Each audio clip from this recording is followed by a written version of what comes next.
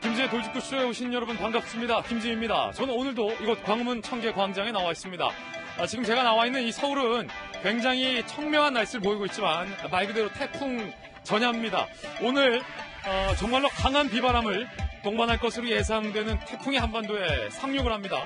제주가 직접적인 영향권에 들고요. 내일은 서울까지 한반도 전 지역이 태풍의 영향권에 듭니다. 건물 간판도 날려버릴 듯 굉장히 강력한 바람을 동반한 태풍이라고 하니까 단단히 준비하셔야겠습니다. 그리고 어제 국회에서는 이른바 발언 논란들이 너무나도 많았습니다. 특히 정부 여권 인사들의 발언 논란이 줄을 이뤘는데요. 어떤 발언이 논란이었는지 잠시 후에 하나씩 짚어보겠습니다. 저는 비가 오나 눈이 오나 매일 아침 이곳에서 여러분을 기다리겠습니다. 김지의 돌직구쇼 지금 라이브로 시작합니다. 잠깐만요.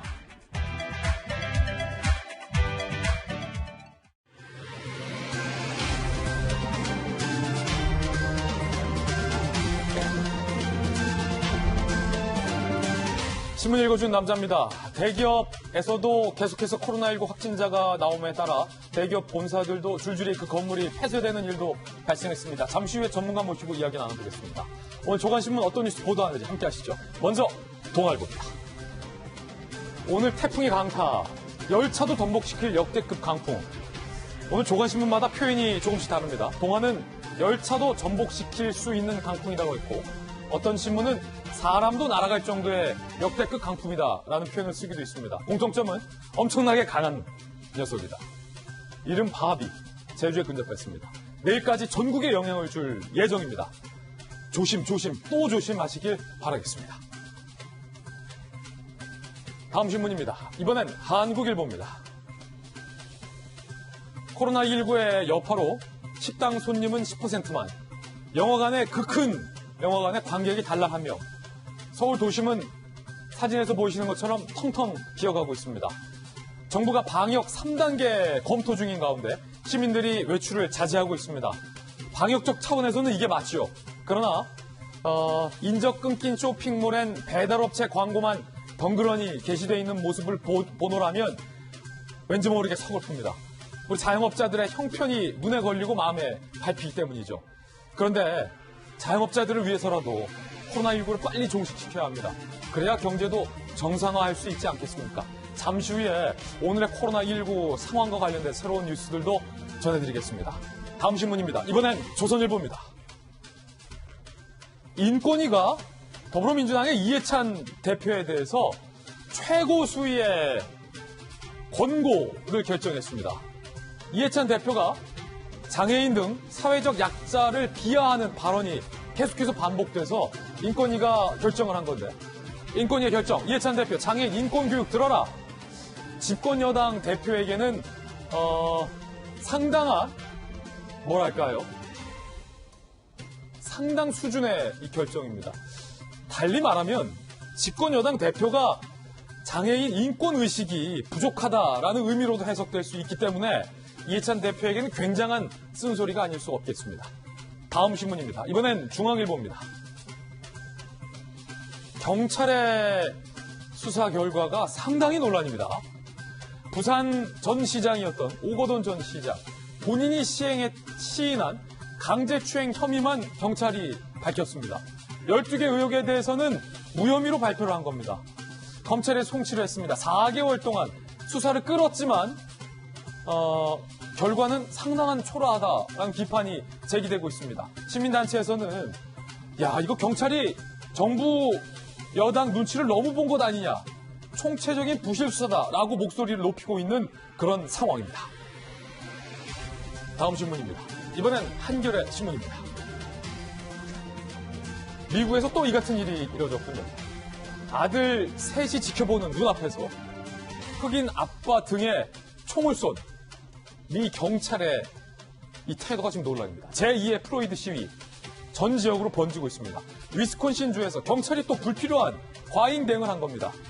흑인을 쫓아가서 그 등이나 대고 총을 쏜 건데 무려 7발. 총을 맞은 흑인은 중태. 그런데 그 차 안에는 아들 셋이 아빠가 총에 맞는 걸 보고 있었습니다. 자, 미국 왜 이럽니까? 지금까지 신문 읽어주는 남자였습니다. 오늘 아침 저와 함께 등판한 등판 선수 소개를 해드리겠습니다. 자, 오늘도 저희 돌직구쇼에서는요, 사회적 거리두기 차원에서 자리를 각각 한 자리씩 비웠습니다. 널찍하게 자리를 배치했습니다. 자, 양당의 소심파 국회의원 두 분을 저희가 나란히 모셨습니다. 두 분의 선수를 합치면 5선. 상당히 묵직합니다. 자, 먼저 민주당의 소심파 박용진 의원님과 또 미래통합당의 소심파 중진 김용태 의원님 두 분 모셨습니다. 어서 오세요.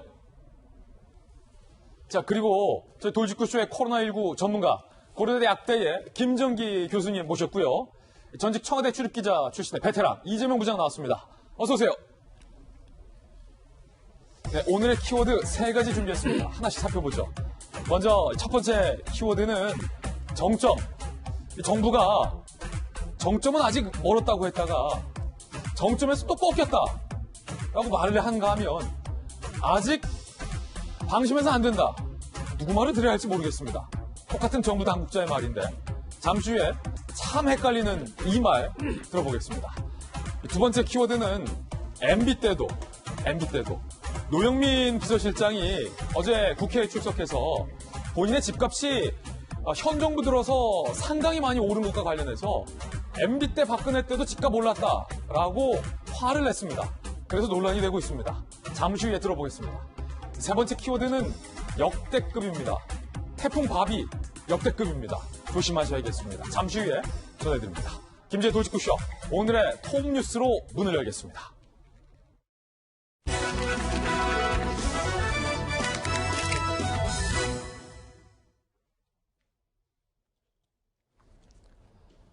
네, 오늘도 저는 이 사회적 거리두기 차원에서 이렇게 서서 스탠딩으로 방송 끝날 때까지 진행을 하겠습니다. 오늘 저희가 준비한 첫 번째 이슈부터 공개하겠습니다. 바로 이겁니다. 코로나19와 관련해서 아직 정점은 멀었다라는 정부 당국자의 발언이 있었고 어제는 이미 정점을 찍고 좀 진정세를 보인다라는 발언도 동시에 나왔습니다. 우리 국민들은 누구 말을 믿어야 하는 건지 참 헷갈립니다. 헷갈리는 두 발언 직접 들어보시죠. 8월 23일이 흐름상 가장 피크를 누린 날이었던 걸로 추정이 되고 있고, 근데 오늘이 221명으로 수준이 그다지 증가하지 않는 거로 봐서는 적어도 수도권에서는 이 증가세는 한번 꺾이지 않았나라고. 저희 방역 당국은 이틀 연속 겉으로 보기에 확진자 수가 정체된 것처럼 보이고 있지만 전국 확산의 폭풍 전야라고 판단하고 있습니다.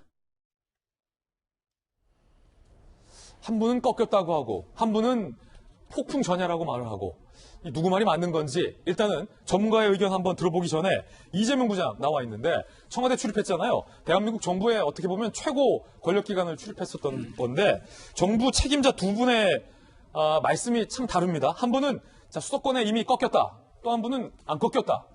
그럼 우리 국민들은 꺾였다고 봐야 됩니까? 안 꺾였다고 봐야 됩니까? 전문가들의 진단이 다르기 때문에 저희도 지금 확신하기 참 어려운 상황이죠. 뭐 지금 상황에서 어쨌든 전문가 얘기를 잘 믿어야 되는데 두 분 정부 이제 당국자 둘 다 전문가잖아요. 그렇죠. 통계를 보고 이제 해석이 다를 수는 있죠. 그러니까 아마도 이제 앞서 얘기한 거는 수치상으로 봤을 때는 일단 주말에 정점을 찍었고 지금 조금씩 어쨌든 400명이 육박했다가 다시 200명대로 떨어졌기 때문에 아마 수치로 봤을 때는 정점이 꺾인 게 아니냐 이렇게 판단할 수 있을 것 같습니다. 또한 방역당국 입장에서는 지금 하지만 그렇다고 해서 전국 단위로 다 퍼져 있는 지금 바이러스가 어디서 언제 확산될지 모르는 상황에서 어떻게 보면 국민들의 긴장감 그리고 경각심을 높이는 차원에서 아직 정점이 이르지 않았다. 지금은 확산의 폭풍 전야다. 이렇게 얘기한 것 또한 어떻게 보면 국민들에게 경각심을 높이는 차원에서 좀 필요한 얘기가 아닌가 싶고 물론 지금 수치상으로 지금 꺾였는지 안 꺾였는지 아직까지 확실할 수 없지만 지금 사회적 거리두기 2단계가 시행된 게 지난주 수요일이기 때문에 이번 주 그러니까 오늘이 이제 딱 일주일 되는 거죠.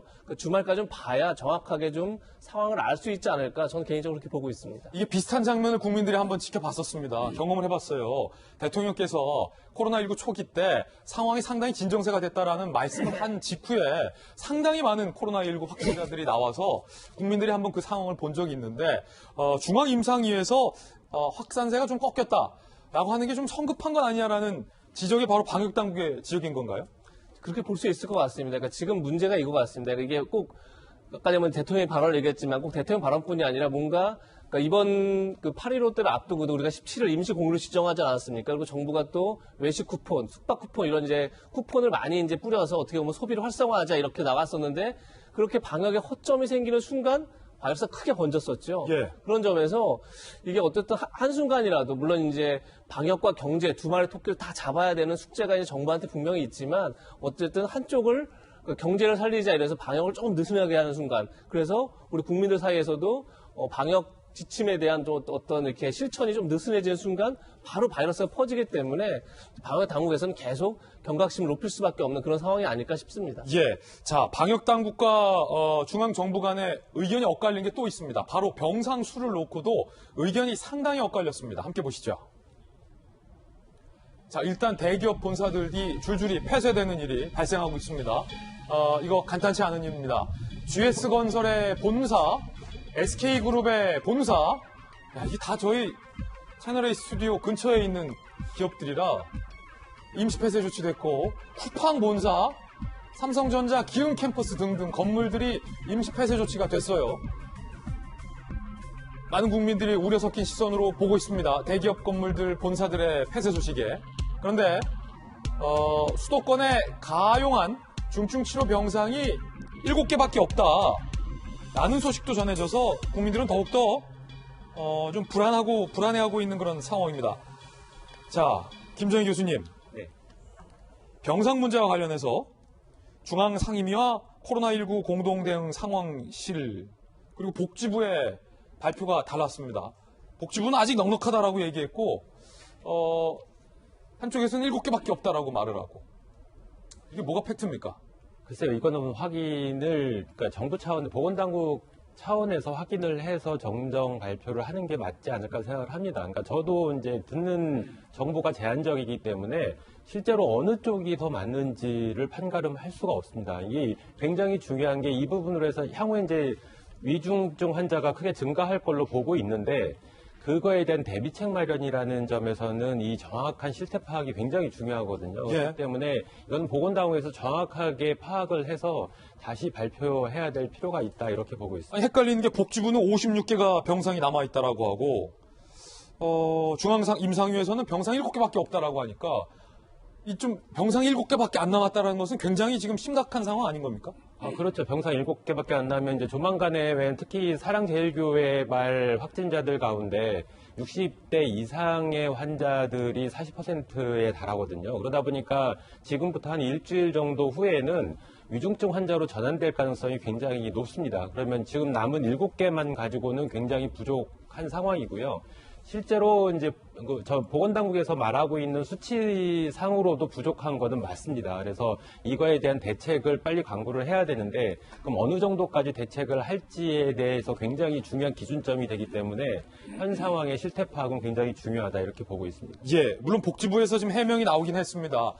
각각의 지자체에서 집계를 해서 보고를 해야 정확하게 알 수 있다라는 취지의 해명을 하긴 했으나 어느 쪽의 설명에 따르더라도 지금 병상이 상당히 지금 넉넉치는 않은 상황이다라는 말씀이에요. 복지부 해명 좀 설명해 주시죠. 그러니까 중앙임상위가 7개라고 한 거는 그러니까 수치가 뭐 복지부가 집계를 잘못했다 이런 뜻은 아닙니다. 그러니까 복지부가 얘기한 56곳이 지금 중증 환자를 위한 병실이 남아있다. 그리고 중앙임상위는 7개 남아있다. 이 얘기는 중증 환자를 위한 병실을 운영하려면 전담 의료진이 필요하고 또 인공호흡기라든지 인공심폐기라든지 이런 이제 전담 의료 장비가 필요합니다. 그러니까 이게 병실만 남아있다고 해서 바로 쓸 수가 있는 게 아니죠. 근데 전담 의료진과 전담 장비를 다 갖춘 곳만 따지면 7곳에 불과하다 이런 뜻이기 때문에 뭐 수치 자체가 뭐 전혀 다르고 이런 의미는 아닙니다. 그러니까 당장 이용할 수 있는 중증 환자 병실이 7개에 불과하다. 그만큼 지금 어떻게 보면 전담 의료진과 가뜩이나 지금 의료계 파업까지 겹쳐 있으면서 의료진과 전담 장비가 별도로 부족하다 이런 뜻으로 이제 중앙임상위가 발표한 겁니다. 그렇군요. 지금 김정희 교수님,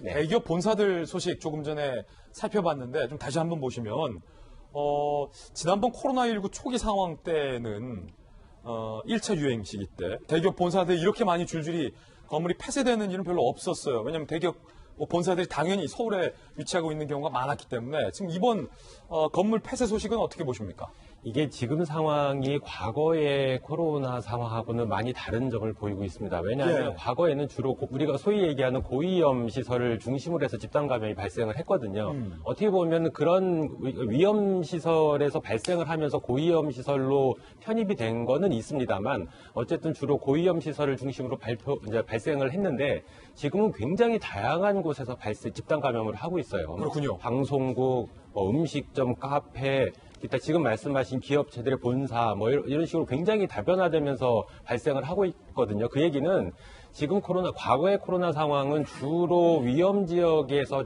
발생을 제한적으로 했다라고 그러면 지금 굉장히 다방면으로 확산되고 있는 경향성을 보인다라는 거의 반증이라고 생각을 하고 예. 앞서 처음 이제 모두의 말씀하신 어떤 향후의 코로나19의 어떤 전망에 대해서 잠깐 말씀을 드리면 물론 중앙임상위에서 얘기하는 거가 맞을 수도 있습니다. 그러니까 이게 지금 확진자가 꺾였냐 안 꺾였냐의 문제. 그렇죠. 예. 그러니까 이거는 오늘 수치를 좀 더 보면 조금 더 확신이 있을 수가 있는데, 그러니까 한 가지 말씀드리고 싶은 얘기는 중앙임상위에서는 그제 어제 데이터, 그러니까 그 전에 경향성도 보기는 했습니다만 그걸 보고선 정점에 도달하고 지금 꺾이는 추세다라고 얘기를 하고 있는데 저는 그거에 대해서 전문가 의견으로 제시하는 쪽에 비중을 둔다 그러면 예. 지금 그 방역당국에서 얘기하는 게 더 맞다. 폭풍 전야가 맞다. 지금 이거 꺾인 거 아니다. 근데 중앙임상위의 데이터도 맞는 부분이 뭐냐면 지금 현재 수도권을 중심으로 해서 굉장히 많은 그러니까 200~300명대의 일일 신규 확진자가 나온 이유 중에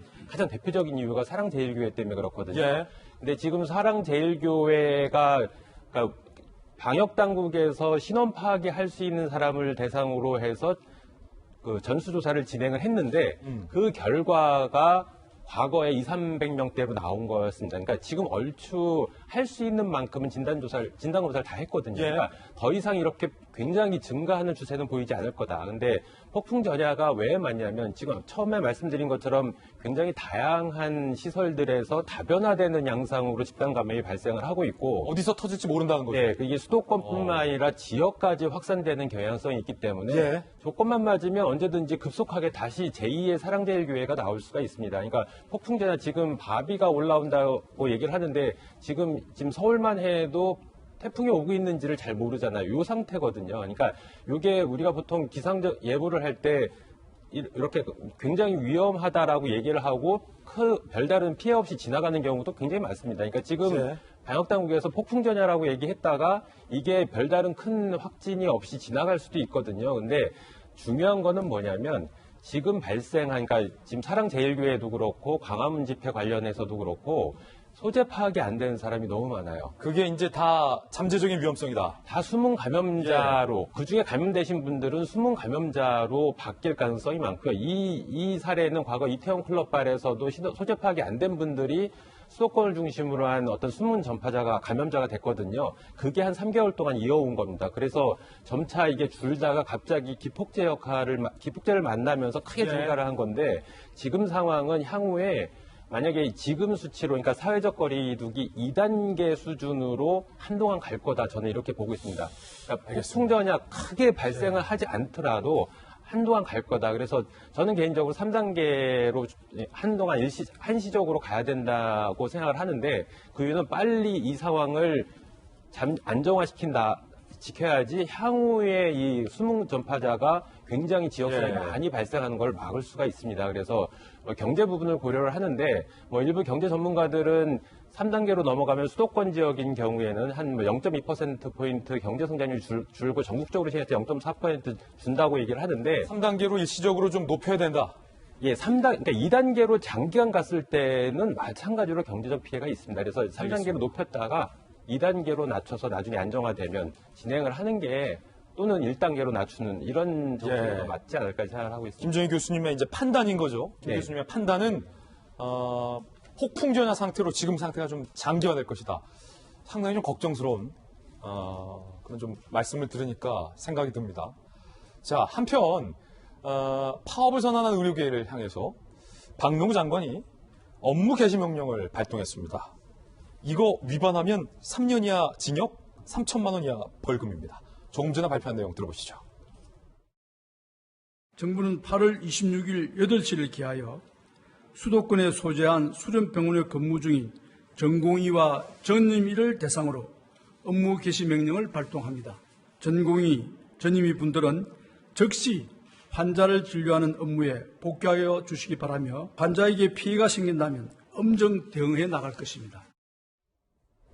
자, 조금 전 나온 소식이라 전해드렸습니다. 그런가 하면 많은 분들이 날씨도 더워지고 하니까 이 마스크를요, KF 마스크나 아니면 이렇게 덴탈 마스크가 아니라 뻥뻥뻥뻥뻥뻥 구멍이 뚫린 망사 마스크를 쓰시는 분들이 좀 최근 늘어난 것 같습니다. 유명 정치인들도 이 망사 마스크를 쓴 분들이 몇 분 포착이 됐고, 그런데 이 망사 마스크가 과연 효과가 있느냐라는 논란에 휩싸였습니다. 망사, 시원하죠, 망사 쓰면. 왜? 망사니까요. 그런데 망사가 과연 효과가 있느냐라는 논란도 자연스럽게 따라오는 겁니다. 최근 바람이 잘 통해요, 통풍 기능을 강조한 망사 마스크가 인기다. 그런데 비말을 차단해 줄 수 있느냐와 관련된 식약처 인증을 받지 않았다는 겁니다. 이야, 그렇군요. 식약처는 구멍이 뚫려 통기성 좋은 소재로 만들어진 망사 마스크 중에 인증받은 제품은 단 한 개도 없다. 굉장히 단정적인 표현이 나왔죠. 단 한 개도 없다, 망사는. 의약 외품 마스크 착용 당부를 했습니다. 정치권의 망사 마스크 논쟁이 벌어졌습니다. 지난 21일 통합당 지도부가 질병관리본부를 방문했을 당시, 자, 지금 김종인 위원장 옆에 앉아있는 김미애 비대위원이 지금 이 검은색 망사 마스크를 착용한 사진이 공개가 되면서 민주당이 문제를 삼았습니다. 아니, 김미애 비대위원이 정은경 본부장한테 침이라도 치면 어떡하냐. 지금 바쁜 일하는 분한테. 이 와중에 멋부리냐. 라고 민주당의 지지자들이 통합당 김미애 비대위원의 망사 마스크 착용을 문제 삼은 겁니다. 그러자 통합당 지지자들이, 야, 조국도 썼잖아. 민주당은 망사 마스크조차 장난감 부리냐. 라고 서로 비판을 하고 있는 상황입니다. 그게 맞는지도 좀 한번 살펴볼게요. 자, 질병관리본부를 방문했을 때 위원장께서는 제대로 된 마스크를 썼고, 옆에 김은혜 의원도 제대로 된 마스크를 썼는데, 김미애 비대위원이 자, 검은색의 망사 마스크를 썼군요. 자, 그러자 이 민주당 지지자들이 정은경 본부장 만나는데 망사가 말이 되냐라고 지금 비판을 하고 나섰습니다. 자, 이렇게. 그러자 통합당 지지자들이 앞서 봤던 것처럼 망사의 원조는 조국이다 라고 반발했습니다. 그래서 찾아봤는데 조 전 장관하고 그의 부인 정경심 교수 두 분 모두 다 이렇게 일찍이 망사 마스크를 착용한 영상이 기록이 돼 있었습니다. 자, 김우태 의원님, 잠시 후에 전문가에게 망사 마스크의 논란에 대해서는 여쭤보기로 하고, 자, 김미애 비대위원 그리고 조 전 장관 두 분 다 망사 마스크를 쓰면서 양당의 지지자들이 상당히 지금 정치 공방 수준의 논쟁을 벌이고 있습니다. 어떻게 보십니까? 김미애 비대위원이 망사 마스크 쓴 거는 잘못된 겁니다. 예. 조국 전 장관이야 지금 자연인이니까. 근데 김미애 비대위원은 반드시 정확하게 마스크를 쓰는 게 맞겠죠. 예. 근데 저는 이제 제가 아쉬운 게 뭐냐면, 네. 제 주변에서도 망사 마스크 쓰는 사람을 많이 보거든요. 그리고 한참 마스크 이제 논쟁이 벌어졌을 때 망사 마스크가 여름에 많이 공급될 거다라고 하는 보도가 여러 차례 나왔었어요. 여러 차례 나왔죠. 근데 그때 방역 당국이나 정부가 정말 책임 있는 당국자가 나와서 망사 마스크 아무런 효과 없다, 써서는 안 된다라고 하는 그런 책임 있는 말을 제가 들은 적 기억이 별로 없습니다. 그러니까 이제 주변에 특히 학생들이 워낙 답답해하니까 특히 초등학교 아이들이 망사 마스크를 많이 쓰는 걸 봤거든요. 그러니까 이걸 누군가 이제 책임을 져야 할 텐데 그게 지금 안타깝고요. 하여튼 덥지만 어떡하겠습니까? 망사 마스크 효과가 없다는 게 많은 전문가들의 얘기시니까 국민들 답답해서 예. 망사 마스크 벗어야 되겠죠. 박용진 의원님. 네. 자, 민주당의 지지자들이 김미애 비대위원에 대한 비난을 쏟아내자 통합당 지지자들이 조 전 장관 부부의 망사 마스크 영상을 찾아내면서 마스크조차 내로남불이다라고 반격을 하고 있습니다. 어떻게 보십니까? 이게 답답한 노릇인데요. 이게 의학적 검증 대상을 정치적 논쟁 대상으로 비화시키는 비말 차단 여부를 가려야 되는데 정치 논쟁으로 비화시키는 우리 정치의 이제 뭐 현 주소를 정확하게 보여주는 일인데요.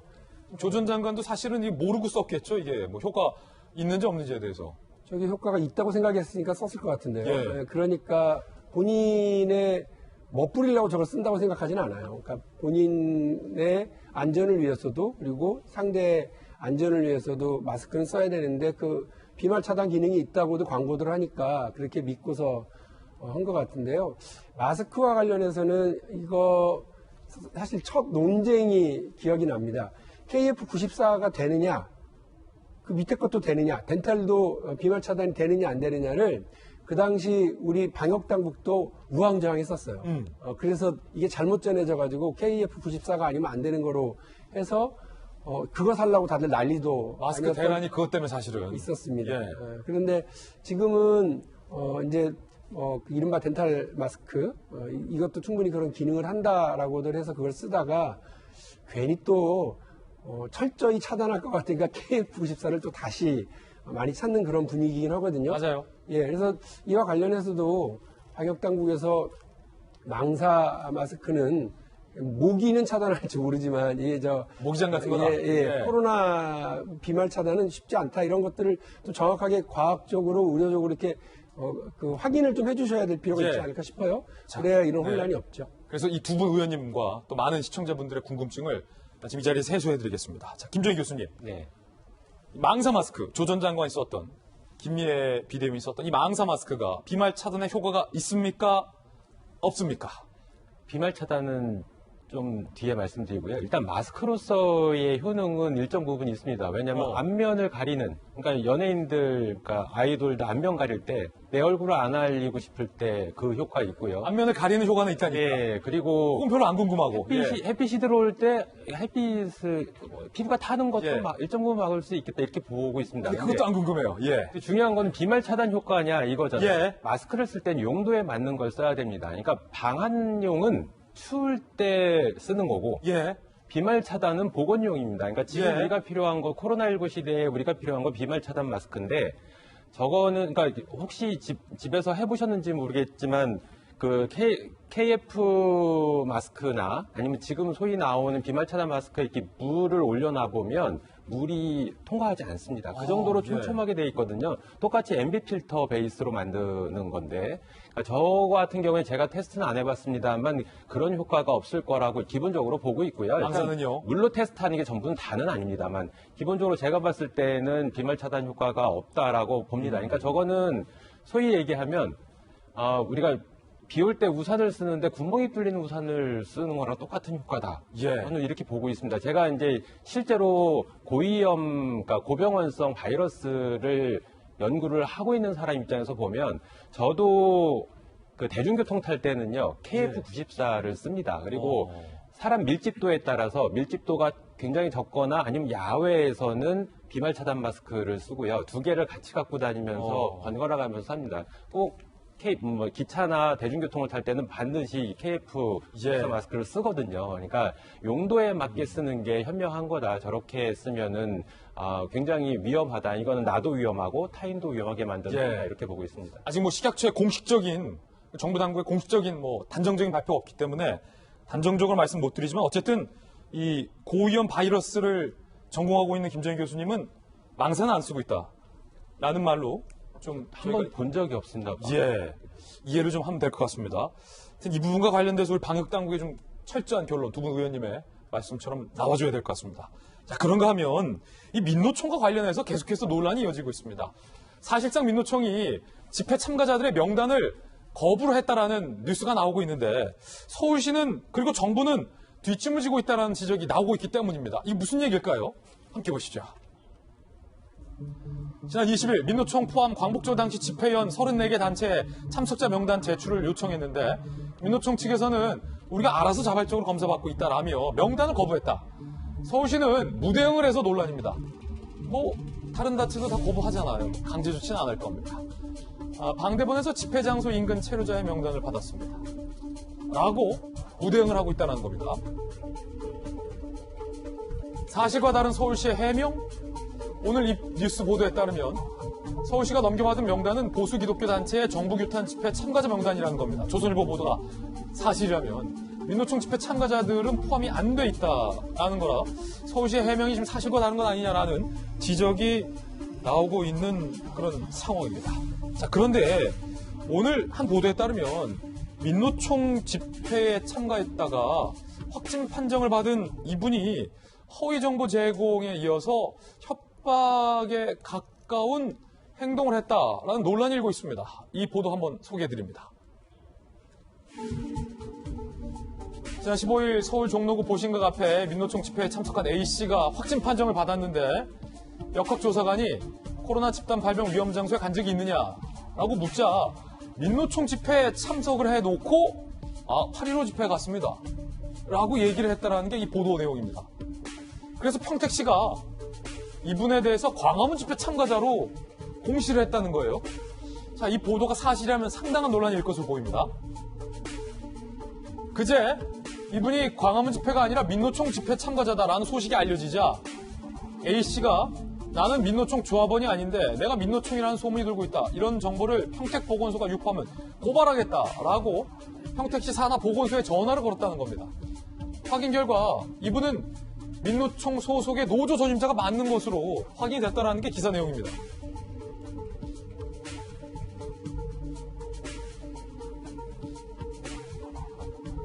자, 김용태 의원님, 상황이 이런데 만약에 이 보도가 사실이라면 이분은 왜 허위 정보를 밝힌 것이고 또 평택시는 이 부분에 대한 조사를 하지 않고 광복절 집회 참가자라고 공시했다가 민노총 집회 참가자라고 바꿨다가 또 다시 광복절 집회 참가자라고 바꿨다가 또 다시 문제가 되자 이렇게 바꾸는 오락가락한 행동을 보이고 있는 거고 서울시는 왜 명단을 들여다보지 않는 건지 어떻게 보십니까?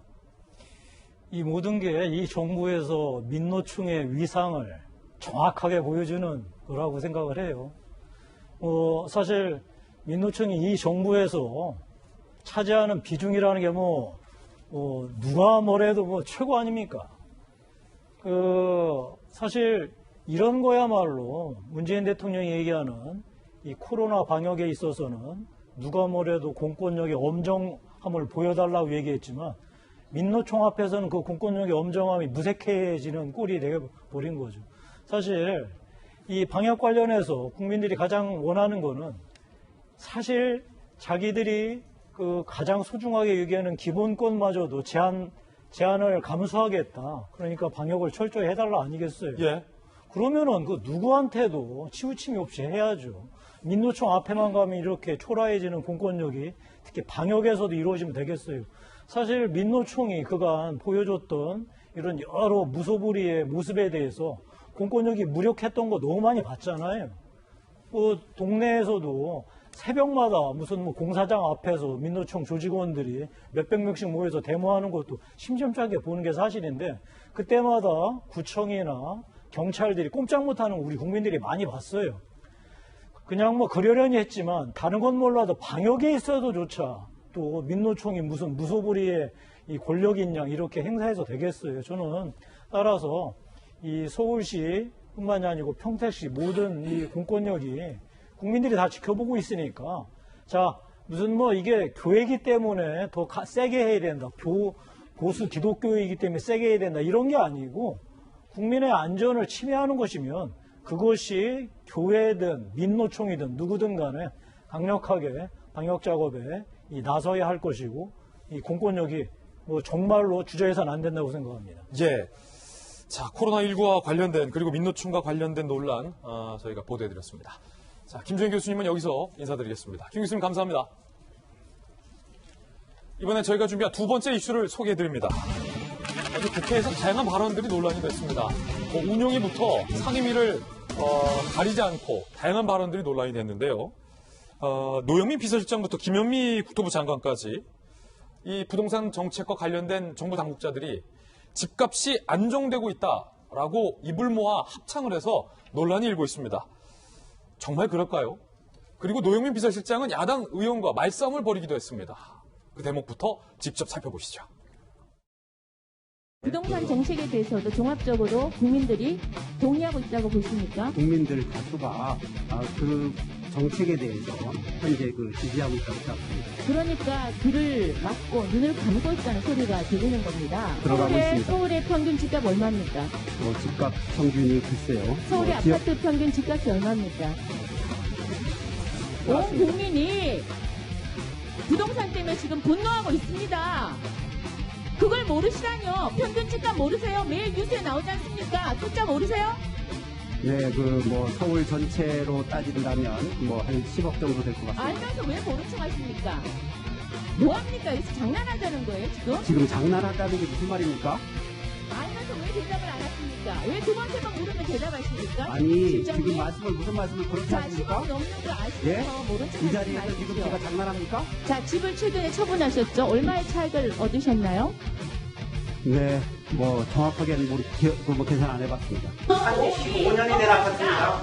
청와대 비서실장한테는 3년간의 5억을 버는 것이 그냥 기억도 안 나는 수치다.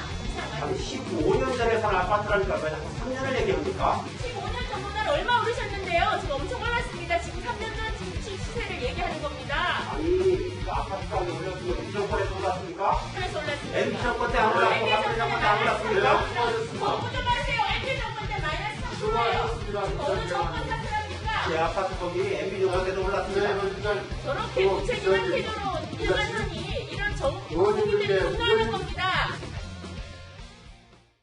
자, 김정재 의원과 노영민 비서실장이 고성에 가까운 말싸움을 벌였는데 하나씩 좀 분석해 보겠습니다. 먼저 이재명 기자, 국회 반장 출신이잖아요. 말싸움의 시작, 감정이 격화됐던 그 시작은 야당 의원이 서울 평갑 집값이 얼마입니까?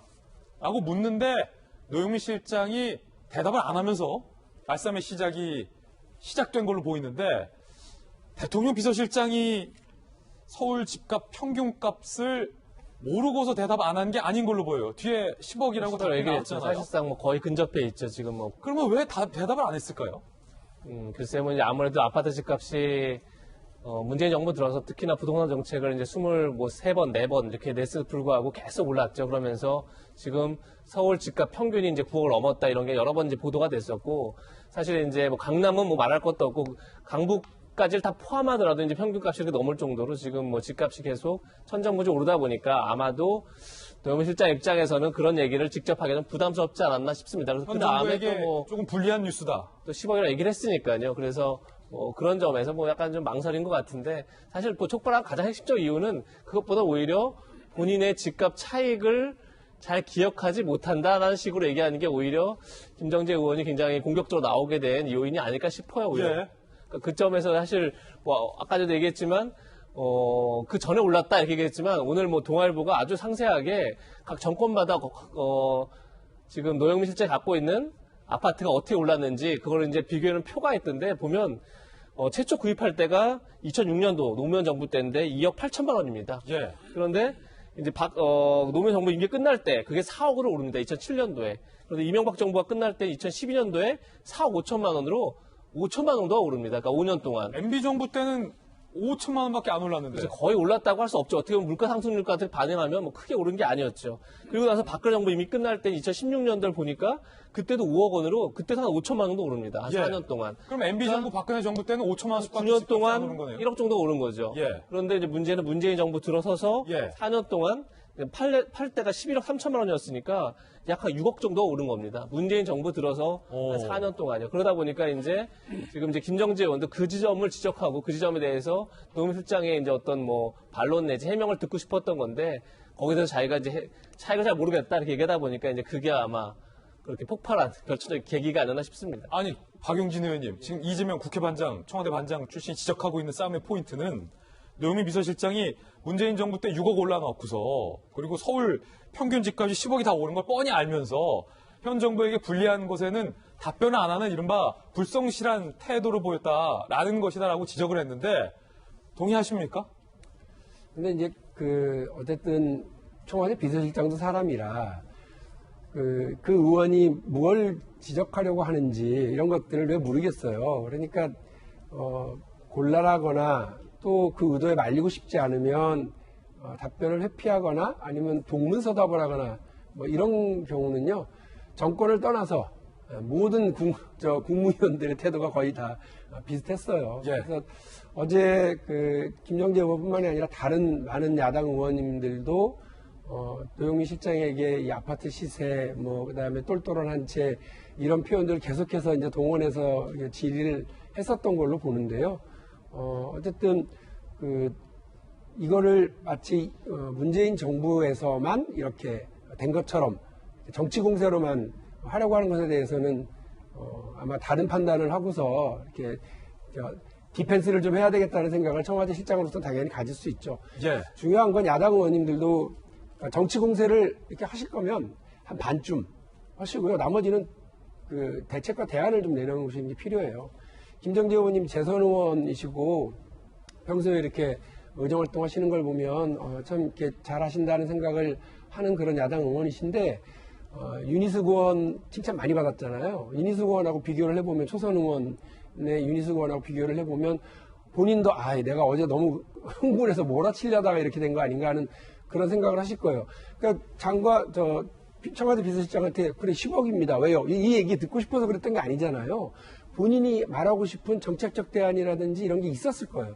그거 못하고 그냥 입씨름만 하다가 끝나버려서 국민들이 볼 때는 저 야당 의원이 그냥 막 공격만 한다. 비판만 한다. 이렇게만 지금 아마 이미지가 되었을 때라서 김정재 의원으로서도 내가 어제 좋은 점수 못 땄을 것 같아. 이런 느낌이 있으실 것 같거든요. 그래서 정부를 이렇게 공격하고 정부의 관계자들에 대해서 비판적인 얘기를 하시는 것도 예. 필요한 일이지만 그를 통해서 대안과 제도 개선을 만들어내려고 하는 예. 그런 의원의 모습을 조금 더 기대해 보겠습니다. 김정재 의원의 어떤 발언 태도에도 문제가 있었다라는 의견이었는데 노영민 비서실장이 왜 우리 정부만 갖고 뭐라고 하느냐. MB정부 때 박근혜 정부 때도 다 올랐다라고 발언해서 오늘 여러 조간신문들이 정말 과연 그랬을까? 이른바 팩트체크에 들어갔습니다. 함께 보시죠. 자, 노영민 비서실장이 문제 삼았던 MB 때도 올랐다. 근데 이명박 정부 때는 서울 아파트 값이 마이너스 3.16%로 오르지 않고 오히려 떨어졌습니다. 서울의 전반적인 아파트 값이. 그리고 박근혜 정부 때는 10.45% 올랐고요. 가장 많이 올라서 문제가 됐던 건 노무현 정부와 문재인 현 정부의 부동산 값이 서울에 56.58%와 28.26%가 급증했다라는 사실이 오늘 KB국민은행 자료발로 여러 조간신문들의 보도가 되고 있습니다. 그러면 김용태 의원님, 노영민 비서실장이 사실은 다선의 국회의원 출신 아닙니까? 이 데이터를 모르지 않았을 텐데 그럼에도 불구하고 사실과 다른 발언했다라는 논란이 일 정도의 발언을 했다라는 게 현실을 외면하는 것 아니냐, 혹은 전 정권에게 탓을 돌리는 거 아니냐, 야당에서 이렇게 지적하던데요. 어제 노 실장의 답변 태도나 내용은 이 정부의 성격을 가장 정확하게 보여줬다고 생각을 해요. 그러니까 잘 되면 내도, 잘못되면 남 탓. 그리고 불리하면은 절대 인정하지 않기. 이게 이 정부의 이제 성격처럼 되어버렸잖아요. 김용태 의원님 개인 견해입니다. 예, 좋습니다. 이제 어제도 사실 노 실장이 저렇게 우리 김정재 의원하고 싸울 일이 아니라 실제로 제대로 답변을 하고 국민들한테 납득을 얻으려고 했으면 이랬어야죠. 집값 오른 거 맞다. 그런데 집값 오른 게 여러 가지 유동성 문제도 있고 여러 가지가 있지 않느냐. 우리가 사실 여러 대책들을 세워왔지만 미치지 못했고 최종적으로 이러이러한 지금 엄청난 큰 대책을 내놨으면 좀 기다려보자. 국민들이 지금 바라는 건 이거 아니겠어요. 근데 인정을 않고 저렇게 딴소리 하니까 더 짜증나고 열받는 거죠. 저는 하여튼 지금 이 정부가 계속해서 이렇게 남 탓하고 심지어는 방역에서조차도 남 탓하는 이런 상황이 벌어지면 국민들한테는 결국 그렇게 될 겁니다. 결국 이 정부를 내가 어떻게 믿겠느냐 이제. 결국 내가 내 살 길 찾아야 되겠다라고 하는 정말 최악의 평가를 받게 되지 않을까 싶습니다. 예, 김 의원님 견해 들어봤습니다. 그런가 하면 김현미 장관의 발언도 오늘 논란이 되고 있습니다. 무슨 발언을 했길래 들어보시죠. 법안이 통과되고 나서 8월 달부터 시장이 작동되고 있습니다. 8월 통계의 변화를 보면은 7월 시장의 변화 같은 것들과의 차별점 같은 것들을 알 수 있습니다. 다주택자들이 보유하고 있는 물건들이 많이 거래가 됐는데 그 물건들을 30대에 영끌하는 비싼 가격에 30대가 사준 게 아닌가, 이런 굉장히 안타까움이. 김현미 장관은 정책의 효과가 분명히 발휘되고 있다. 8월부터 효과가 발휘되고 있다라고 얘기하면서 30대들이 영끌을 해서 많은 빚을 지고 아파트를 사는 거에 대해서 안타깝다라고 발언한 겁니다. 야당에서는 지금 아니면 평생 집을 못 살 것 같다라는 간절함에 집을 산 30대들의 이 노력을 탓한 거냐라고 비판을 하고 나섰습니다. 그리고 일단 김현미 장관이 말했던 8월에 효과가 보고 있다는 것도 논란이 되고 있습니다. 함께 보시죠. 8월 서울 주택 매매가가 7.10 대책 이후에도 상승폭이 오히려 더 커졌다. 1.50% 증가했다. 그러니까 7.10 대책 이전보다도 오히려 더 아파트 값이 올랐다라는 겁니다. 상승폭이 더 커졌다. 이 자료에 따르면 서울주택 전세 가격도 상승률이 7년 새 최고치를 기록했고 매물이 부족하고 전세값이 이렇게 오르고 있다. 이 자료에 따르면 입니다. 자, 그리고 서울 강남구 대치동의 음마아파트는 8월에 22억 2천만 원으로 역대 최고가를 찍었습니다. 한양대학교의 김수경 겸임교수님 나와 계십니다. 자, 물론 이제 정부의 부동산 정책에 대한 호불호는 국민들마다 다 다를 거라고 판단합니다. 어떠한 선입견 없이 자료로만 갖고 저희는 좀 얘기를 하고자 하는데, 김수경 교수님께서는 어떻게 보십니까? 이 KB국민은행의 이 같은 자료랑 김현미 장관의 발언이 좀 사뭇 다른데요. 그 작동하기 시작했다는 말을 했잖아요. 그 작동한다는 거의 의미를 어떻게 파악하고 있는지가 사실 궁금합니다. 네. 그 앞으로 안 오를 거라는 건지 아니면 떨어질 거라는 건지, 뭐 작동이 유지를 말하는 건지 그러니까 떨어지는 걸 말하는 건지 잘 모르겠는데, 이제 2020년 그러니까 올해 신년 기자회견에서 이제 문재인 대통령께서 원상 회복해야 된다는 말을 했어요. 부동산 값을. 근데 그 지금 서울 특히 부동산 값이 많이 올랐잖아요. 예를 들어서 10억이었던 아파트가 뭐 한 15억까지 올랐단 말이죠. 그게 이제 경실련에서 이번 달 초에 52%가 올랐다라고 이제 얘기를 할 경우에, 서울 아파트 값이 10억에서 15억이 됐다고 하면 원상 복귀가 되려면은 그게 10억이 되려면 한 30% 이상 떨어져야 되거든요. 그러면 가장 문제가 되는 게 뭐냐면, 지금 30대들이 영끌을 해서 이제 집을 샀다고들 얘기를 하는데, 그 사람들이 제일 문제예요. 그러니까 막 빚이란 빚을 다 끌어모아서 전세를 끼고 갭으로 이제 어떻게 보면은 이제 투자를 들어간 사람들이 많은데, 만약에 집값이 폭락을 해가지고 왕창 떨어져가지고 전세값까지 만약에 많이 떨어져서 역전세난이 발생하게 되면은 결국 그 전세금을 그 임차인한테 돌릴 수 없기 때문에 아파트를 계속 경매에 들어가게 되는 그런 식으로 경제가 계속해서 무너지게 되는 거거든요. 그래서 아마 그 진성준 의원이 한 그 프로그램에 나와서 집값이 그렇게 쉽게 떨어질 수 없다고 얘기한 것도, 갑자기 그렇게 집값을 왕창 내려버리면은 경제에 미치는 타격이 너무 크기 때문에 그렇게 확 내릴 수 없다는 얘기를 한 거거든요. 그래서 과연 그 김현미 장관이 말하는 작동하고 있다는 것, 이게 정말 그렇게 원상 회복 수준으로 떨어뜨릴 거라는 건지, 사실 그렇게 되면은 경제에 미친 영향이 너무 크고 더 이상 오르지 않게 하겠다. 지금 오를 대로 올라서 더 어디까지 오를지도 진짜 거의 꼭지라고 말할 수 있을 정도로 완전 올라 있는 상황인데, 이 상황에서 안정화라는 말을 쓸 수 있느냐, 이 상태가 유지되는 상황으로 어떻게 우리가 안정화라는 말을 쓸 수 있는지, 김현미 장관이 말하는 그 작동의 의미가 뭔지가 저는 좀 참 궁금합니다. 예, 물론 이제 청와대 관계자들도 어떤 자료에 근거를 했을 텐데, 그 자료들 사이에 이렇게 데이터가 다른 것과 관련돼서는 어떤 해명이 나올지도 조금은 궁금해지는 대목입니다. 그런가 하면 추미애 법무부 장관의 발언도 논란이 되고 있습니다. 들어보시죠. 군대 미복비가 문제된 시점은 2017년 6월 25일이에요. 공가를 봐도 그렇고 청원휴가를 봐도 그렇고 그 사이에 병가를 낸 기록이 전혀 없습니다. 그렇다면 장관님이 청문회 때 위증을 한 겁니까? 아니면 병무청이나 국방부가 자료를 은폐한 것입니까? 검찰이 지금 당장 수사를 하세요. 수사를 하십시오. 검찰에서 하십시오. 아니, 법무부 장관은 수사를 하는 수사 지휘를 구체적 수사 지휘 지금 총장에서 하고 계시지 않습니까? 그것도 마찬가지로 지휘권 발동을 하세요. 수사를 하면 다 밝혀질 일이에요. 추미애 장관과 야당 의원들 간의 이른바 공방도 지금 어제 살펴봤는데, 이재명 기자. 아니 그러게요. 추 장관도 궁금해요. 검찰이 왜 나의 아들에 대한 수사를 안 하느냐. 휴가 미복귀. 저희도 사실 궁금하거든요. 왜 검찰이 안 하는 겁니까?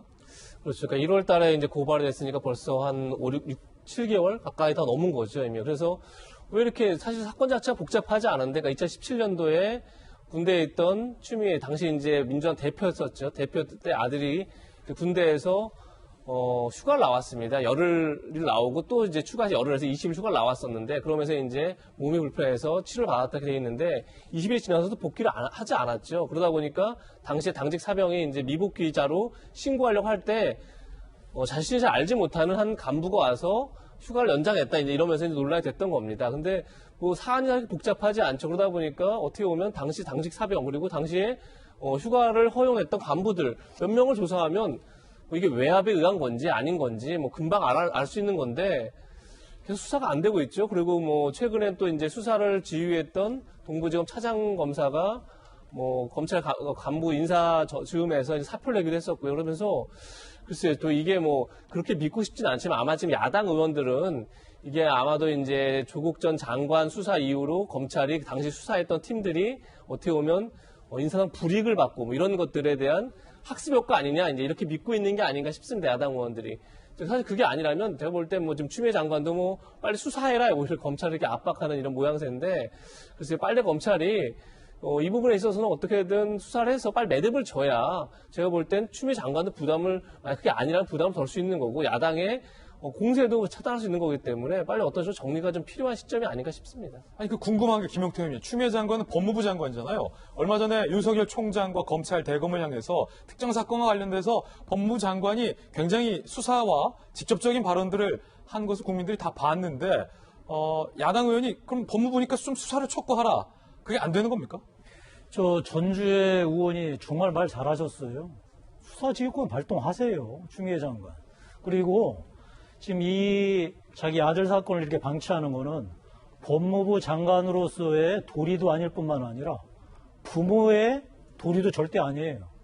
만약에 제가 제 자식이, 그다음에 박용진 의원 같은 경우도 자기 자식이 저런 의혹을 받고 있다, 억울한 의혹을 받고 있다.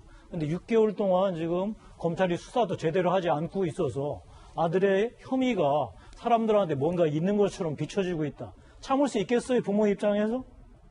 저는 법무부 장관이 아니라 엄마 입장에서도 못 참을 노릇인데 참 저로서는 잘 이해하기 어렵습니다. 빨리 수사권 지휘권 발동하시는 게 가장 좋을 것 같습니다.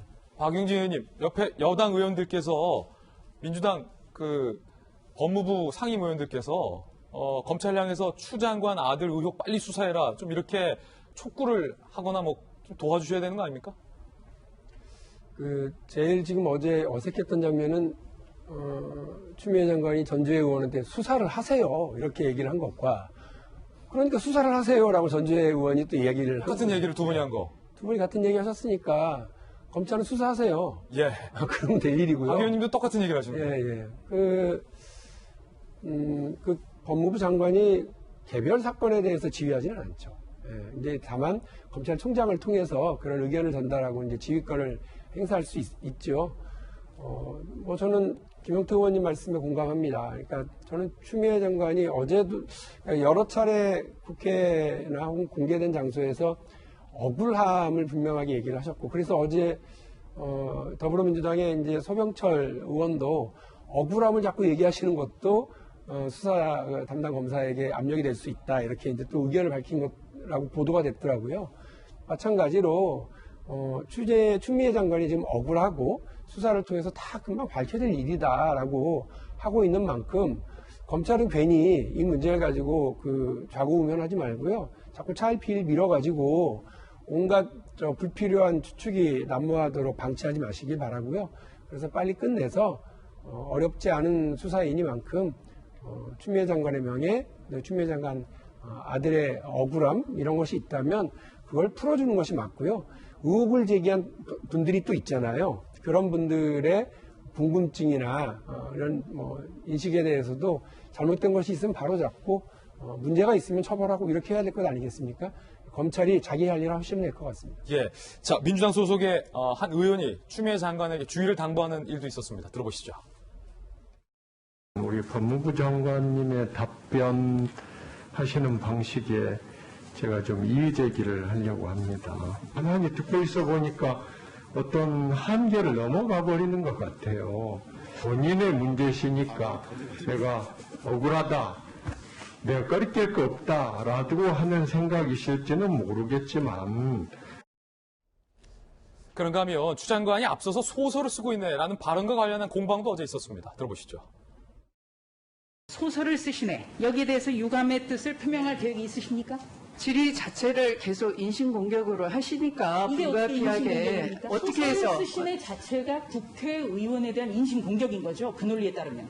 지금이라도 그냥 사과하시죠. 저를 계속 모욕 주고 공격하고 있습니다. 그래서 불가피하게 제가 너무 지나치게 하는 것에 대해서는 정말 소설을 쓰는 정도다라는 느낌을 가지고 있고요. 그 부분에 대해서 계속 더 이상 언급하지 않도록 해주셨으면 감사하겠습니다. 김수영 교수님 나오 계십니다. 어제 야당 의원과 추 장관의 의견이 달렸습니다. 야당 의원은 소설을 쓰시네라는 발언한 추 장관이 국회의원의 인신을 공격하고 있다라고 주장을 했고, 추 장관은 그런 질문 자체가 나의 인신을 공격하는 거다라고 주장을 했습니다. 김수영 교수님 보시기에는 두 분 중에 어느 쪽 말이 맞습니까? 말다툼 같은데요. 그러니까 소설을 쓰시느라는 말은 사실 국민의 입장에서 별로 보기 좋지는 사실 않았습니다. 왜냐하면 이제 국회의원이 어쨌든 이제 국민의 어떤 권리를 이제 이양받아서 이제 국민을 대표해서 어떻게 보면 법무부 장관에게 이제 이야기를 하는 것인데 거기에 대해서 소설을 쓰시는 약간 빈정거리는 말투로 이야기를 했죠. 그게 뭐 꼭 국회의원에 대한 뭐 모독뿐만 아니라 국민들의 입장에서도 뭐 저렇게 반응을 하나 그런 마음이 들었던 것은 사실입니다. 근데 이제 어떻게 뭐 해프닝으로 좀 넘어간 부분도 있고 또 국민들도 그걸 보면서 다 판단을 했을 거예요. 뭐 추미애 장관을 물론 지지하는 분들도 계셨겠지만 그거에 대해서 비판적인 분들도 계셨을 것 같습니다. 그래서 좀 약간 소모적인 논쟁이라는 생각이 듭니다. 물론 말이라는 것이 매우 중요하지만 이미 국민들이 다 그것을 보고 각자 알아서 판단을 하셨기 때문에 국회의원에 대한 모독이니까 사과해라. 또 그러면 또 나는 사과를 못하겠다. 이런 걸로 너무 소모적인 논쟁은 그만했으면 좋겠다는 생각이 듭니다. 예. 자, 어제 국회 발언 논란들 전해드렸습니다. 조금 전 코로나19와 관련된 뉴스 속보가 지금 들어와서 한번 전해드리겠습니다. 다시 늘었습니다. 코로나 신규 19 확진자가 320명으로 다시 늘었습니다. 어제까지만 하더라도 며칠째 200명대를 유지했는데 지금 다시 오늘 320명으로 증가를 했고요. 앞서서 김정희 교수님이 이게 꺾인 게 아니다라고 발언을 하셨는데 그 발언이 끝나고 다시 속보가 들어왔는데 지금 320명으로 늘었습니다. 김 교수님 말이 맞았군요. 국내 발생이 307명, 해외 유입은 13명, 여전히 국내 발생이 상당히 높고요. 서울이 112명, 경기가 98명, 인천이 27명. 서울, 경기, 인천에서 집중적으로 나왔습니다. 수도권을 합쳐보면 237명이 이번에 새로 나왔는데 전체 발생한 확진자 중에 74%가 이처럼 수도권에 밀집이 되어 있습니다. 자, 다시 한번 전해드립니다. 오늘 발표된 코로나19 신규 확진자 수가 320명으로 다시 껑충 뛰어 올랐습니다. 앞서서 저희가 과연 이게 꺾인 거냐 아니냐라는 논란에 대해서도 보도해드렸는데 다시 증가세가 반등했다라는 말씀 드립니다. 국내에서 307명, 해외에서 13명. 간단치 않은 수치라는 점 다시 한번 말씀드립니다. 뉴스 속보 전해드렸고요. 이번에 저희가 준비한 다음 순서입니다. 오늘 하풀입니다. 함께 보시죠. 자, 오늘 한반도에 상륙하는 태풍 소식 준비했고 강경화 장관이 오늘 하풀에 등장을 했습니다. 먼저 태풍 소식부터 보겠습니다. 어떤 신문에서는 사람도 날릴 만큼의 강한 강풍, 어떤 신문에서는 역대급의 강풍이라고 입을 모으고 있습니다. 바람의 위력, 태풍의 위력 얼마나 거세길래 함께 보시죠. 8호 태풍 바비가 북상을 했습니다. 자, 이거 역대 최장의 장마가 끝난 지도 얼마 안 됐는데 역대 최강의 강풍을 동반한 태풍이 또 온다는 소식이 걱정스럽습니다. 최대 소속 60m. 와, 이거 얼마나 강한 겁니까? 최대 초속이 60m면은 엄청 빠른 거죠, 강하고. 2003년 한반도를 강타했던, 많은 피해를 남겼던 매미와 유사하다. 그리고 볼라벤과 유사하다. 오늘 오전 6시에 제주에 근접했고 내일 수도권의 직격탄이다 라는 겁니다. 초속 40에서 60m가 어느 정도냐? 사람과 커다란 돌이 날아갈 정도다. 매우 그러니까 사람이 날아간다. 기차가 탈선하고 나무 뿌리가 뽑히고 철탑과 콘크리트 건물이 붕괴될 위험도 굉장히 크다라는 겁니다. 이재명 부장, 사실 지난 태풍 매미와 볼라벤과 같은 등급이다라고 하면은 그때도 엄청난 사실은 피해를 입혔었던 거잖아요. 그렇죠. 2003년 매미만 하더라도 피해액이 4조 원이 넘었습니다. 예. 그리고 2012년 볼라벤 때는 피해액이 약 6,300억 원 정도 됐을 정도니까 굉장히 강력한 이제 강풍을 동반한 태풍 때 굉장히 큰 피해가 있었는데 뭐 지금 이 초속 60m라는 게 상상하기 참 쉽지 않은 거죠. 진짜 엄청난 바람 때문에 뭐 지붕이나 간판이 떨어지는 건 물론이고 조금 전에 본 것처럼 달리는 기차가 전복될 수 있는 수준이다라고 전문가를 얘기할 정도니까 그게 지금 제주에 온 거잖아요, 오늘 아침에. 그렇죠. 아주 각별한 좀 조심이 필요한 상황인 거고 무엇보다 지금 코로나19 때문에 가뜩이나 지금 굉장히 힘든 상황인데 선별 진료소들이 운영이 거의 힘든 거죠. 이렇게 되면 그래요? 검사를 제대로 못하게 돼서 그럼 또 다시 이제 그 숨은 확진자가 나올 수 있는 숨은 전파자들이 나올 수 있는 이런 상황이기 태풍이 때문에 선별 진료소 운영에 직격탄을 준다. 차질을 줄 수 있죠. 예. 그런 점에서 지금 아침에도 이제 정세균 총리가 그 문제 강력하게 이제 좀 주문을 했던데 잘 하여튼 관리를 해라 이런 주문을 했었는데 그것뿐이 아니라 또 이미 조금 전에 뭐 김진 앵커도 얘기했지만 최장의 장마로 인해서 지금 남부지방, 중부지방 피해가 상당했었죠. 근데 이번 태풍으로 또다시 피해를 입으면 글쎄 전 제일 걱정이 수해 복구의 의지마저 꺾이지 않을까 이런 게 굉장히 걱정스럽고 그래서 지금 오늘 밤 내일까지 각별한 좀 주의가 필요한 상황입니다. 예, 지금 태풍 경로 계속 제 옆에 이렇게 띄워드리고 있는데 한번 보시면요. 자, 이렇게 서해안을 통해서 와서 수도권을 관통해서 한반도를 빠져나가기 때문에 내일 직격탄 수도권과 대비를 하셔야겠고요. 자, 이 태풍 바비에 대비하는 행동 요령도 지금 나와 있습니다. 함께 보시죠. 국립재난안전연구원 관계자들은 창문에 테이프를 X자로 두르는 건 별로 크게 효과가 없다. 창문, 출입문과 문틀 연결 부분에 틈이 없도록 테이프로 단단히 고정하는 게 효과적이다. 라고 얘기를 하고 있는 상황입니다. 태풍 대비 단단히 하시기 바라겠습니다. 자, 두 번째 하프는 강경화 장관인데요. 강 장관이 문재인 대통령에게는 뉴질랜드 성추행 의혹과 관련돼서는 죄송하다라고 사과를 했지만 뉴질랜드에는 사과하지 못한다고 밝혀서 논란이 일고 있습니다. 이 외교부 장관의 발언으로 적절하느냐는 논란입니다. 들어보시죠. 경위에 어쨌든 그 대통령께서 그 불편한 위치에 계시게 된 점에 대해서 죄송스럽게 생각합니다. 뉴질랜드 정부나 뉴질랜드 국민이나 또는 그 피해자에 대해서는 사과 안 하신 겁니까? 이게 다 사실인지 아닌지도 그 신빙성이 얼마나 있는지도 좀 점검을 해봐야 될 것 같습니다. 상대국에 대해서 사과하는 부분에 있어서는 그렇게 쉽사리 결정할 문제가 아니라고 생각을 합니다. 지금 이 자리에서 사과는 제가 못 드립니다. 강경화 장관이 굉장히 강경한 어조로 뉴질랜드 피해자에게는 사과할 수 없다. 하지만 대통령에게는 송구스럽다. 사과한다. 라고 밝힌 건데요. 오늘 한 조간신문에 피해자 측의 입장이 뉴질랜드 피해자 측의 입장이 실렸습니다. 함께 보시죠. 대리인에 따르면 이 피해자가 매우 화가 났다. 강 장관은 정작 이번 사건의 당사자이자 피해 희생자는 사과 대상에 속했다. 강 장관이 정말 역겹다라는 표현. 김수현 교수님, 이 disgust 이게 뭡니까? 무슨 뜻입니까? 역겹다는 뜻입니다. 나를 역겹게 만든다. 디스커스팅하다. 굉장히 사실은 강한 표현 아니에요? 정말 분노했을 때 저렇게 이제 디스커스팅이라는 표현을 쓰는데요. 모르겠습니다. 외교부에서 이미 지금 그 해당 문제를 일으킨 그 외교관에 대해서 지금 그 조사를 벌여가지고 감봉의 처분을 줬어요. 감봉 1개월에 이제 처분을 줬는데 이제 좀 모순이 발생을 하는 거죠. 그러니까 아무 잘못이 없는데 그럼 왜 감봉 1개월에 그 징계를 줬는가? 또는 감봉을 했다면 뭔가 문제가 있다는 건데 왜 성추행에 대해서 좀 더 사실관계를 파악할 필요가 있다고 얘기했는가. 이 둘 중에 하나라도 대답을 할 수가 있어야 되는데 지금 둘 다 대답을 못하고 있는 상황인 거죠. 그리고 지금 계속 문재인 대통령께 죄송하다. 그런 당혹스러운 불편한 상황을 만들게 해서 죄송하다. 그리고 이제 강경화 장관이 또 한 말 중에 뭐가 있냐면 이제 뉴질랜드 쪽이 이거를 의제로 삼은 것, 정상 간의 의제로 삼은 것이 좀 문제다. 뉴질랜드 쪽에 책임이 있다라는 식으로 얘기를 했는데 이게 진작에 외교부 측에서 잘 대응을 했고 문제를 점검하고 처리를 했다면 그게 왜 그 정상 간의 전화 통화에서까지 얘기가 됐겠습니까? 그게 제대로 안 됐기 때문에 지금 문재인 대통령이 그렇게 예상치 못하게 뉴질랜드 총리로부터 그런 질문을 당한 거잖아요. 사실 어떻게 보면은 저는 뉴질랜드 총리가 좀 부러웠습니다. 그러니까 이렇게 이런 문제가 발생했을 때 총리가 나서가지고 직접 상대국 정상에게 이런 얘기를 하는구나.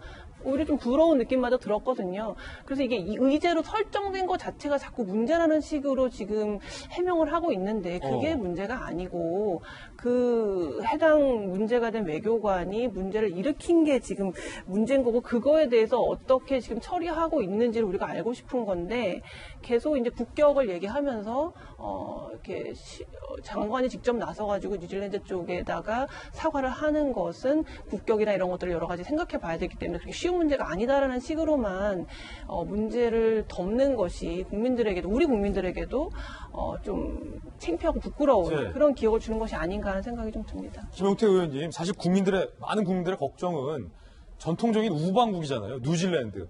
우리 편. 우방국과의 관계가 틀어지지 않을까, 이 사건으로. 그걸 걱정하고 있는 건데, 강 장관의 발언은 우방국과의 관계보다는 대통령의 심기에 대해서 걱정하는 듯한 모양새가 아니냐라는 조간신문의 지적이 있습니다. 어떻게 보십니까? 국격을 얘기하려면은 대통령한테 사과할 게 아니라 국민한테 사과해야죠. 외교부가 저런 일을 제대로 처리하지 못해서 뉴질랜드로부터 대통령에게 저런 문제를 제기하게끔 만든 이 사태 전체가 대한민국 국격을 낮췄고 거기서 가장 피해를 입는 거는 대통령뿐만이 아니고 가장 중요한 국민들이 입은 거죠. 다음에 지금 네덜란드, 이 뉴질랜드에 사과하지 못한다고 그랬는데요. 사과는 나중에 한다 하더라도 그럼 사실관계 밝히는데 협조는 해야죠. 면책특권 뒤에 숨어가지고 못 보내준다. 그러니까 이거 사실 이런 자세로 해가지고 저 뉴질랜드라는 우방하고 앞으로 외교관계를 제대로 풀어나갈 수 있겠습니까? 그리고 하나 제가 꼭 드리고 싶은 말씀은 정말 외교부 입장에서 뉴질랜드를 우방으로 생각하고 있다면 이 사실관계 협조뿐만 아니라 어떠한 형태로도 이 문제를 풀려고 하는 적극적인 노력을 해야 한다라는 좀 꼭 말씀드리고 싶습니다. 예. 자, 물론 강 장관이 국민에게도 또 죄송하다라는 사과를 하긴 했는데 이상민 의원이잖아요. 질의를 한 분이 민주당 의원이 강 장관에게 질의를 한 부분이에요. 뉴질랜드 피해자, 뉴질랜드 국민에게 사과할 생각 없냐? 강 장관의 발언 어떻게 보세요, 의원님? 외교적이지 못했다고 봅니다.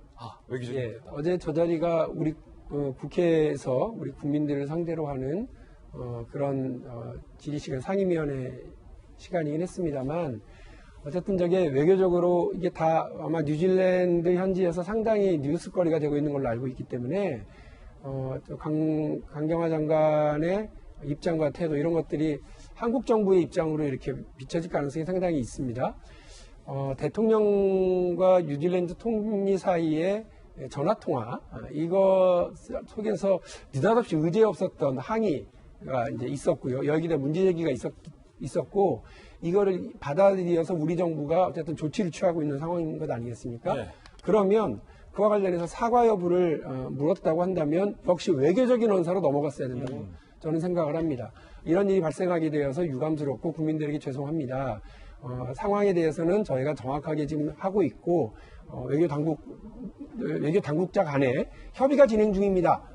이렇게 정도로 하셨으면 될 일을 그 정도면 됐는데 저기서 강경한 그 태도를 취할 필요가 굳이 뭐가 있었을까 하는 외교부 장관의 매우 비외교적인 어떤 거 아니었을까. 저 자리는 분명히 국내에서의 자리입니다만 반드시 아마 뉴질랜드 내부에서도 이와 관련해서 반응이 나올 외교적으로 더 오히려 상황이 꼬이게 될 가능성도 있는 거 아니었을까 하는 아쉬움이 좀 드네요. 예.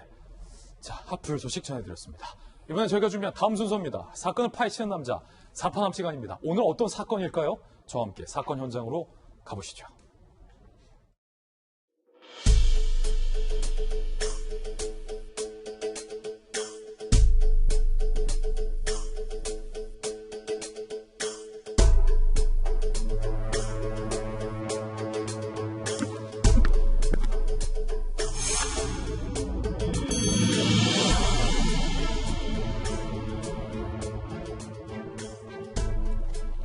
사파남 김지입니다. 오늘 저와 함께 사건 파헤쳐 주실 분 모셨습니다. 형사 출신의 변호사 박성배 변호사님 나오셨습니다. 어서 오세요. 안녕하십니까.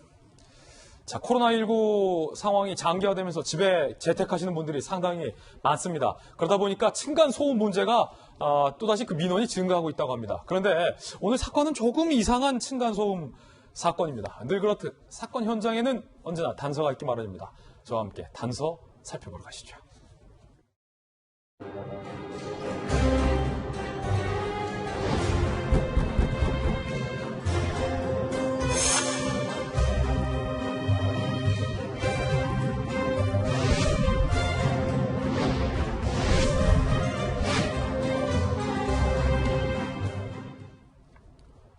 딱 봐도 좀 뭔가 이상한 사건입니다. 첫 번째 단서부터 바로 살펴보죠. 바로 첫 번째 단서는 7개월입니다. 7개월간 무슨 일이 있었던 걸까요? 좀 더 자세히 들여다보죠. 2018년 6월 인천 서구의 한 아파트. 자, 오늘의 주인공은 A씨 부부와 B씨 부부입니다. 원래 여기 살고 있었던 부부는 A씨 부부, 아래층 부부입니다. 여기에 B씨 부부가 윗집으로 이사를 온 거예요. 자, 두 부부가 위아래층에서 좀 잘 지냈으면 좋았을 텐데 아랫집 부부가 문제를 삼습니다. 아니, 위에 새로 이사온 윗집이요, 너무 시끄럽게 해요. 층간소음 피해를 호소합니다. 7개월간 수십여 차례 신고를 아랫집 부부가 한 겁니다. 결국 2019년 1월 몇 개월 만에 윗집 부부가 이사를 떠납니다. 그런데 이사를 간 윗집 부부가 아랫집을 상대로 손해배상 소송을 제기한 겁니다. 이거 뭐죠? 그런데 또 법원은 아랫집이 윗집에게 3천만 원을 배상하라 라고 판결을 내립니다.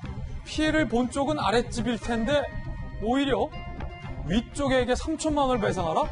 자, 이 사건 뭔가 뒤죽박죽 섞여 있는 것 같고 도통 잘 이해가 안 되는 건데 7개월 동안 민원을 제기했다는 거잖아요, 아랫집이. 그렇죠. 예. 그러면은 그 윗집의 층간소음이 상당했을 것이라는 생각이 드는데 네. 그런데 윗집이 오히려 아랫집에게 소송을 제기하고 법원은 또 윗집 편을 들어줘요? 네. 이게 뭡니까, 이 사건? 아랫집 A씨 부부 윗집으로 이사온 B씨 부부가 이 집을 매수해서 들어오게 됩니다. 그런데 들어오자마자 아랫집과 층간소음 갈등이 극도로 벌어지게 되는데 예. 아랫집이 7개월간 수십여 차례 신고를 하고 그 신고 대상도 경비실뿐만 아니라 경찰에게까지 신고를 합니다. 결국은 윗집 부부가 층간소음 갈등을 견디지 못하고 7개월 만에 다시 이사를 가게 되면서 말씀하신 것처럼 오히려 아랫집을 상대로 손해배상 청구 소송을 제기하고 오호. 법원이 최근 이를 받아들여 아랫집이 윗집에게 3천만 원을 배상하라는 판결을 내립니다. 예. 그동안 층간소음 갈등이 벌어지면서 오히려 윗집이 불안장애와 우울증 진단을 받은 사실이 뒤늦게 드러납니다. 그렇군요. 이 뭔가 그 이면에 숨겨진 이야기가 더 있을 것 같은 느낌이 강하게 드는데 윗집 사람들이 불안장애와 우울증 진단까지 받았다? 왜? 여기서 반전이 일어납니다. 두 번째 단서에 숨어 있습니다. 단서, 빈집. 빈집. 어떤 얘기일까요? 어떤 빈집일까요?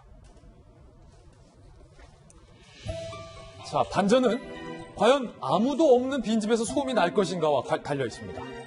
윗집 부부가 여행을 갔어요. 당연히 집은 비었겠죠.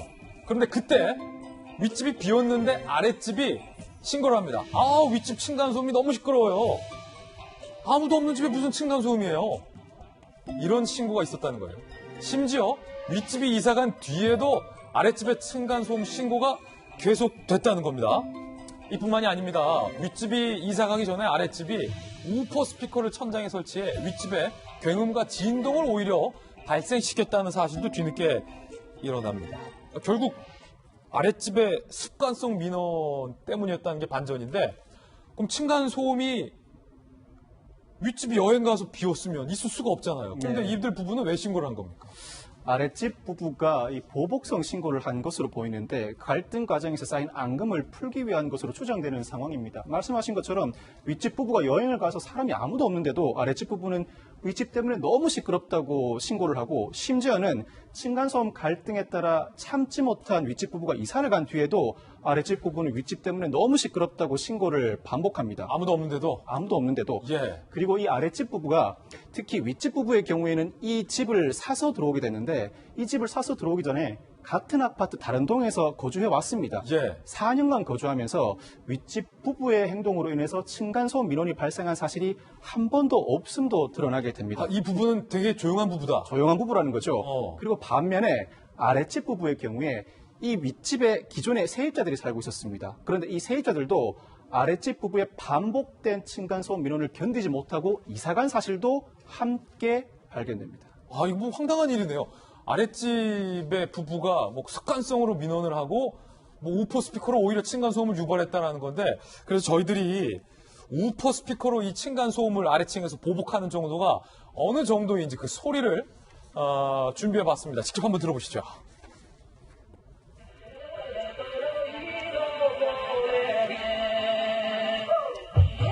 자, 쿵짝쿵짝. 자, 윗집에서 느끼기에는 상당히 뭐 시끄러운 소음으로 들리고요. 헤비메탈을 이렇게 윗집에 틀어놓는 경우도 빈번하다고 합니다. 야, 이거 뭐 잠잘 수 있겠어요? 보시면요, 우퍼 스피커가 이렇게 흔들리니까 천장이 흔들립니다. 야, 이거 뭐 해도 너무하네. 박선 변호사님, 아랫집 부부가 이런 거 했다는 거예요? 아랫집 부부가 천장에 우퍼 스피커를 설치해 소음과 진동을 발생시킵니다. 윗집 부부는 어느 순간부터 자동차 소리, 비행기 굉음, 공사장 소리, 헤비메탈 음악 소리에 시달릴 수밖에 없었는데, 지금도 인터넷 포털 사이트에는 층간소음 보복용 우퍼 스피커를 판매하고 있습니다. 이 소송에서 아랫집 부부는 우리가 보복하기 위해서 의도적으로 소음 진동을 발생시킨 사실이 없다고 주장하지만, 법원은 이 주장을 받아들이지 않습니다.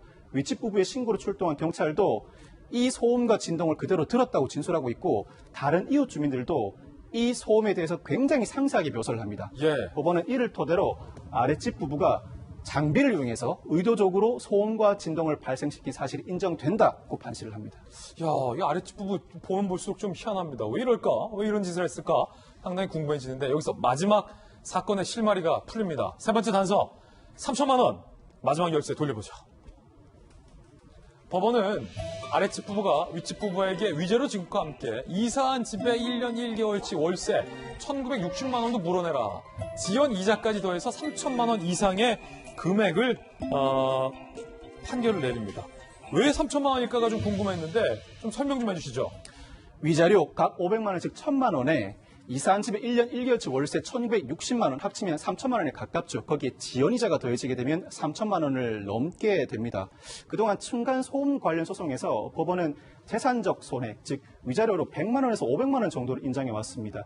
지난 6월에 500만 원의 위자료를 인정한 사안을 두고도 이례적인 고액 판결이라는 평가가 있었는데, 이 사건에서는 위자료뿐만 아니라 재산적 손해배상까지 추가로 인정을 한 겁니다. 사실 사람이 죽거나 다치지 않은 이상 손해배상 소송에서 재산적 손해와 정신적 손해를 모두 인정하는 경우는 드뭅니다. 통상 재산적 손해만 인정하는 경우에는 재산적 손해로 정신적 고통도 회복된다고 판단하고 정신적 손해는 인정하지 않고, 그리고 경미한 사건의 경우에는 정신적 손해만 인정하고 재산적 손해는 인정하지 않습니다. 통상 층간소음은 경미한 사건이라고 판단하기 때문에 정신적 손해, 위자료만 인정하는 경우가 통상인데, 이 사건에서는 이사한 집의 월세 비용, 재산적 손해까지 인정한 이유는 법원이 보기에는 아랫집이 보복성 소음과 진동을 일으킴으로써 윗집 부부를 의도적으로 몰아냈다고 평가를 한 겁니다. 의도적으로 몰아냈으니까 새로운 집을 장만하는 데 드는 비용, 재산적 비용까지 모두 배상하라는 것이 이 판결의 취지라고 평가할 수 있습니다. 굉장히 이례적인, 상당히 이례적입니다. 판결이죠. 왜냐하면 이사간 집에 1년 1개월치 월세까지 그냥 아랫집 부부가 다 줘야 된다. 그렇죠. 왜냐하면 사실은 이 이사간 부부 입장에서는 1년 1개월치 월세뿐만 아니라 이사갈 필요가 없었는데 아랫집 부부 때문에 이사를 간 거 아닙니까? 더구나 이 집은 원래 윗집 부부가 매수를 해서 들어온 집이죠. 자기 소유 집인데도 살지 못하고 나가서 세입자로서 생활을 해야 됩니다. 이런 상황까지 감안한 것이라고 보시면 될 것 같습니다. 그렇군요. 지난 6월에 층간소음 피해 위자료 500만 원짜리 판결이 나왔었는데, 그때 당시 언론들이 어떻게 썼냐면, 야, 층간소음 피해 위자료 500만 원 상당히 이례적인 고액 배상이다 라는 평가가 나갔었는데, 지금 3천만 원이면 몇 배 이상입니까? 5배 이상 아닙니까? 그렇습니다. 이 사건의 경우에는 재산적 손해까지 상당히 높은 금액을 인정하게 되는데, 특히 아랫집 부분을 앞으로도 소음과 진동을 발생시킬 경우 위반 행위당 50만 원을 배상하라는 간접관제 명령까지 더해지게 됩니다. 앞으로 계속? 앞으로 계속. 층간소음도 일종의 환경분쟁입니다. 환경분쟁의 경우에는 지금 침해 행위가 발생하고 있지 않다고 하더라도 앞으로 발생할 침해 행위를 예방하는 내용의 판결이 이루어집니다.